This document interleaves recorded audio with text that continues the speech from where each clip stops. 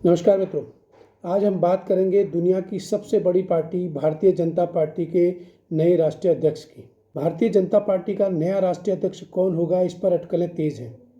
हालांकि बताया जा रहा है कि राष्ट्रीय स्वयंसेवक संघ ने बीजेपी का नया राष्ट्रीय अध्यक्ष चुनने की जिम्मेदारी प्रधानमंत्री नरेंद्र मोदी को दी है।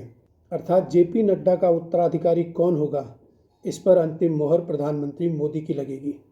बताया जा रहा है कि भारतीय जनता पार्टी का नया राष्ट्रीय अध्यक्ष कोई ब्राह्मण चेहरा हो सकता है, क्योंकि सरकार के मुखिया प्रधानमंत्री मोदी स्वयं ओबीसी समुदाय से आते हैं। और अगर बीजेपी का राष्ट्रीय अध्यक्ष कोई ब्राह्मण चेहरा होता है तो इससे समाज में समन्वय बना रहेगा।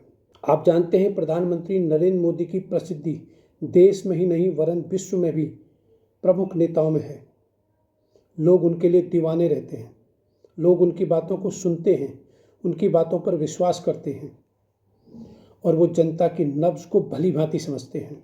और वो जिसे भी भारतीय जनता पार्टी का राष्ट्रीय अध्यक्ष चुनेंगे, मुझे लगता है वो जनता से जुड़ा हुआ व्यक्ति होगा और जनता प्रधानमंत्री नरेंद्र मोदी के इस निर्णय को हाथों हाथ ले सकती है, जिसका फायदा आगामी चुनावों में भारतीय जनता पार्टी को मिल सकता है। वैसे तो प्रधानमंत्री नरेंद्र मोदी अपनी सरकार में चौंकाने वाले फैसले लेने के लिए जाने जाते हैं, लेकिन क्या वो भारतीय जनता पार्टी के राष्ट्रीय अध्यक्ष के लिए किसी ऐसे नाम का अनाउंस करेंगे जो सबको चौंकाएगा? ये आगे देखना होगा।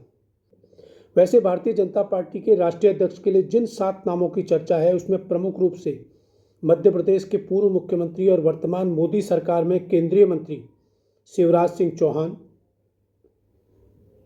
भूपेंद्र यादव और धर्मेंद्र प्रधान के नाम प्रमुख हैं। लेकिन इन 3 नामों के अलावा भी 4 ऐसे नाम हैं जो प्रमुखता से लिए जा रहे हैं, जिसमें 2 महिलाएं भी शामिल हैं। बताया जा रहा है इन 7 नामों में से ही किसी एक नाम पर प्रधानमंत्री नरेंद्र मोदी मोहर लगा सकते हैं।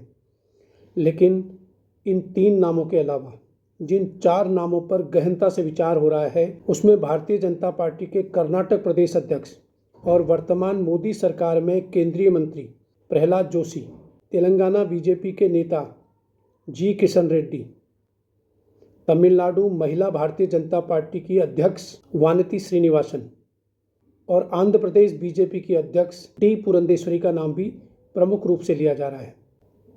अब सवाल उठता है कि अगर भारतीय जनता पार्टी किसी ब्राह्मण चेहरे को अपना राष्ट्रीय अध्यक्ष बनाती है तो उसमें प्रहलाद जोशी का नाम सबसे आगे आता है।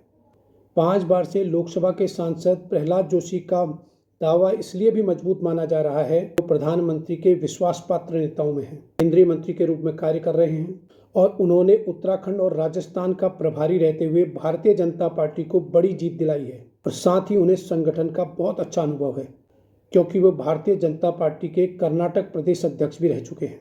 हालांकि केंद्रीय मंत्री जी किशन रेड्डी भी प्रधानमंत्री नरेंद्र मोदी के विश्वस्त नेताओं में माने जाते हैं और हो सकता है प्रधानमंत्री नरेंद्र मोदी उन्हें बीजेपी का राष्ट्रीय अध्यक्ष बना लें। हालांकि जी किशन रेड्डी ब्राह्मण चेहरा नहीं है, उसके बावजूद उनके अध्यक्ष बनने के काफ़ी चांसेस हैं।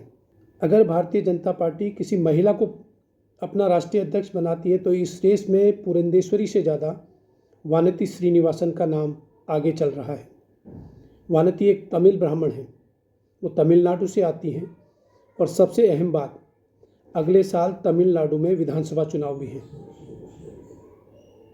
भारतीय जनता पार्टी वानती को राष्ट्रीय अध्यक्ष बनाकर देश की आधी आबादी अर्थात महिलाओं और अपना कोर वोटर ब्राह्मणों को एक अच्छा संदेश दे सकती है।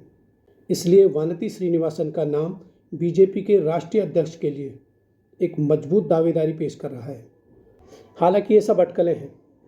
प्रधानमंत्री नरेंद्र मोदी किसे भारतीय जनता पार्टी का राष्ट्रीय अध्यक्ष बनाते हैं, ये तो आगे देखना होगा। लेकिन मेरी माने तो प्रहलाद जोशी और वानती श्रीनिवासन बीजेपी के राष्ट्रीय अध्यक्ष के रूप में एक मजबूत दावेदारी पेश कर रहे हैं। लेकिन आप सभी जानते हैं, अंतिम निर्णय प्रधानमंत्री मोदी को लेना है और मोदी हमेशा चौंकाने वाले निर्णय लेते हैं। इन 7 नामों के आगे कोई 8वां भी हो सकता है।